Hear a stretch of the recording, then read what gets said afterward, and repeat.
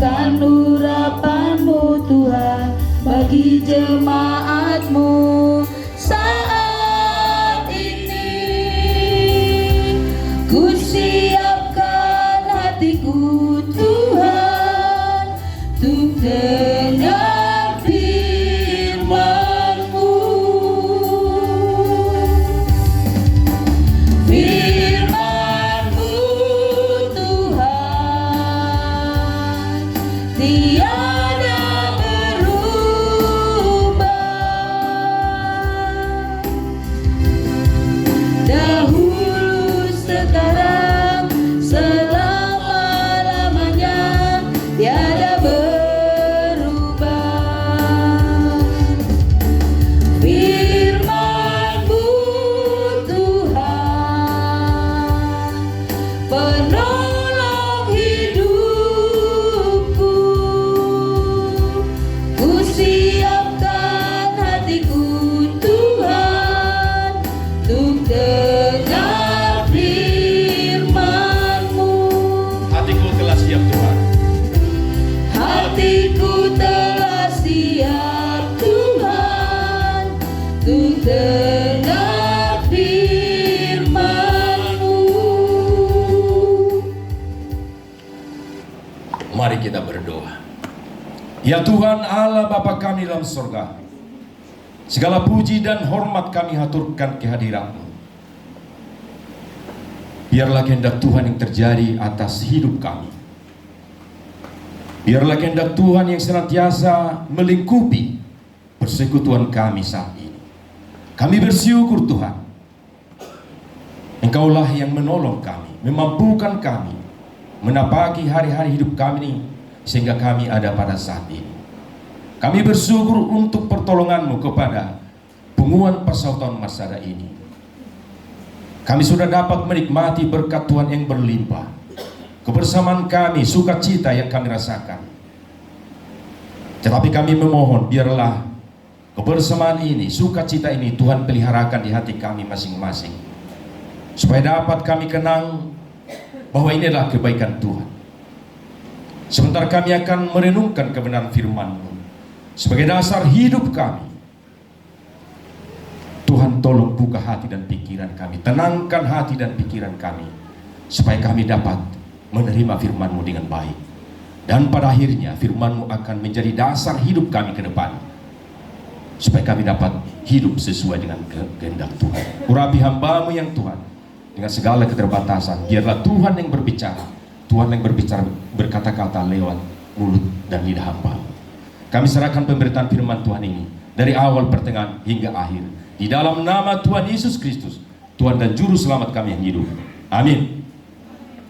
Shalom. Horas Madihita Salhukna Pengumuman Persautan Masada. Untuk menyempurnakan ibadah kita, kebersamaan kita di tempat ini, mari kita renungkan firman Tuhan sebagai renungan untuk ibadah kita saat ini, yaitu yang kami ambil dari Filipi pasal 2. Filipi pasal 2 sebagai tema yang kami dapat ambil adalah Filipi pasal 2 ayat 2b. Dikatakan di sini, hendaklah kamu sehati sepikir dalam satu kasih, satu jiwa, dan satu tujuan. Tapi alangkah baiknya kalau perikop ini bisa kita baca dan kita renungkan. Mungkin ada Bapak Ibu yang bisa bantu baca? Bisa? Kita tolong dari yang Filipi pasal 2, judul perikop, nasihat supaya bersatu dan merendahkan diri seperti Kristus. Ayat 2, karena itu sempurnakanlah sukacitaku dengan ini, hendaklah kamu sehati sepikir, dalam satu kasih, satu jiwa, satu tujuan, dengan tidak mencari kepentingan sendiri atau puji-pujian yang sia-sia. Sebaliknya, hendaklah dengan rendah hati yang seorang menganggap yang lain lebih utama daripada dirinya sendiri. Dan janganlah tiap-tiap orang hanya memperhatikan kepentingannya sendiri, tetapi kepentingan orang lain juga. Hendaklah kamu dalam hidupmu bersama menaruh pikiran dan perasaan yang terdapat juga dalam Kristus Yesus, yang walaupun dalam rupa Allah tidak menganggap kesetaraan dengan Allah itu sebagai milik yang harus dipertahankan, melainkan telah mengosongkan dirinya sendiri dan mengambil rupa seorang hamba dan menjadi sama dengan manusia. Dan dalam keadaan sebagai manusia, ia telah merendahkan dirinya dan taat sampai mati, bahkan sampai mati di kayu salib. Itulah sebabnya Allah sangat meninggikan dia dan mengaruniakan kepadanya nama di atas segala nama, supaya dalam nama Yesus bertekuk lutut segala yang ada di langit dan yang ada di atas bumi dan yang ada di bawah bumi, dan segala lidah mengaku Yesus Kristus adalah Tuhan, bagi kemuliaan Allah Bapa. Amin. Terima kasih Pak Penggabian. Bapak dan Ibu, firman Tuhan ini mungkin sudah sangat akrab di telinga kita ya. Tetapi kalau kita selidiki bahwa ini adalah nasihat Rasul Paulus kepada jemaat di Filipi, ya, karena pada saat itu Rasul Paulus melihat sudah ada gejala-gejala yang timbul di jemaat itu ke arah perpecahan ataupun mementingkan diri sendiri. Dan saking pentingnya nasihat ini, Rasul Paulus tidak hanya menuliskan ini untuk jemaat Filipi. Ini juga dinasihatkan untuk jemaat Roma ya. Kalau kita lihat di Roma pasal 12 ayat 16, bisa Pak Penggabian? Inilah saking pentingnya nasihat ini, kita bisa melihat ini dituliskan lagi di Roma pasal 12 ayat 16. Roma pasal 12 ayat 16. Hendaklah kamu sehati sepikir dalam hidupmu bersama. Janganlah kamu memikirkan perkara-perkara yang tinggi, tetapi arahkanlah dirimu kepada perkara-perkara yang sederhana.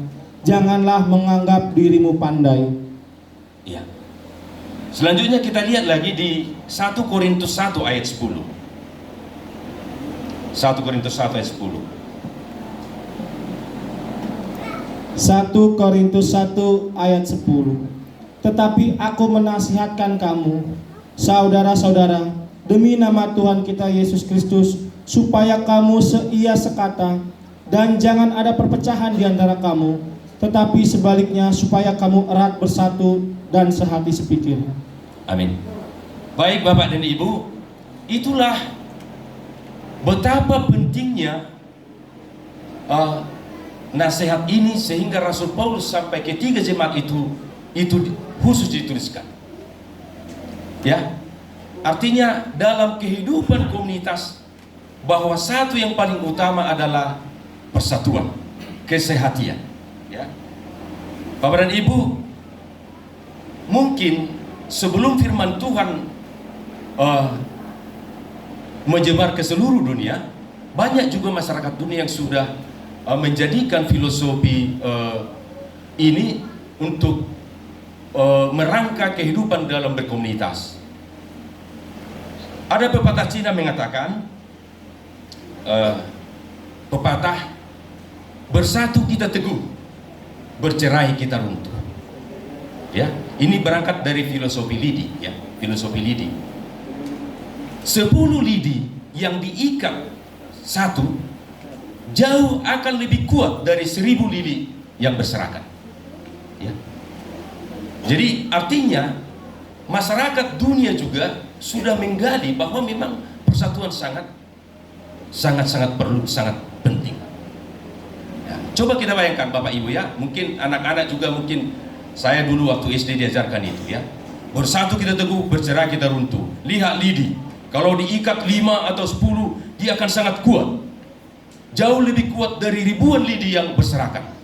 Ribuan lidi yang berserakan, dia tidak akan berguna untuk apa-apa, untuk menyapu atau untuk ngapain, ya. Tetapi lidi yang disatukan bisa untuk membersihkan, ya. Lidi juga bisa digunakan untuk yang lain. Itulah betapa pentingnya persatuan. Nah, kita melihat di filosofi orang Batak. Orang Batak juga jauh sebelum Injil masuk, ini juga sudah dihidupi, saudara-saudara, ya. Itu kelihatan dari ungkapan-ungkapan peribahasa atau upasa di halak Batak. Contoh, dikatakan gini, tapakna do tazomna rinitahi duguguna. Artinya ketika bersatu ada kekuatan, ya. Tapakna do molo sada buti tazom, kan? Rindin na buti margugus saluguna. Terus mesti diokon ay godang tuaik laut dos niroha do si bain nasaut, ya kan? Molodung dos roha, sehati sepikir, maka akan mulai melaksanakan segala sesuatu. Alai molodang dos roha dot inat tapi dijaya mulang dos roha dan bakal terjadi magnaha. Ay tersono menyebah bingung. Ada ternyata dan jadi sarupa do, ya. Songon amak itu orang di alami. Songon menyebah di nama kitua rupan itu jajaranna. Oh, mantan gitu ya. Songon menyebah dina sekretaris. Alai tormaralo dan buhi dabo sadani roha barang anong mato. Jadi atung mancai argado hasadauni. Diroko muse manipung ratu gijang mengakap ratu toro, ya. Sisa saurdut satortoran. Jadi sungguh sangat banyak sebenarnya filosofi kehidupan yang mengarahkan kita kepada kesatuan, ya. Dan saya kemarin kalau boleh saya katakan tema kita ini adalah mengenai kesehatan. Kemarin saya mendengar perbincangan Bapak Samoser dengan Pak Sibarani, katanya ai do dilantik lae panitia kesehatan ini. Nah, ya. Ternyata saking pentingnya kesehatan di gereja HKBP tahun ini diangkat menjadi tahun kesehatan. Ya, tahun kesehatan. Karena mungkin pimpinan sinode HKBP sudah melihat potensi perpecahan dalam jemaat, ya, sehingga diangkat suatu tema kesehatan, ya. Kesehatan Bapak Ibu bukan apa namanya, bukan uniform, bukan seragam, ya, bukan. Rujukannya bukan uniform, ya, kesehatan, tetapi dia unity, bersatu, kesatuan. Jadi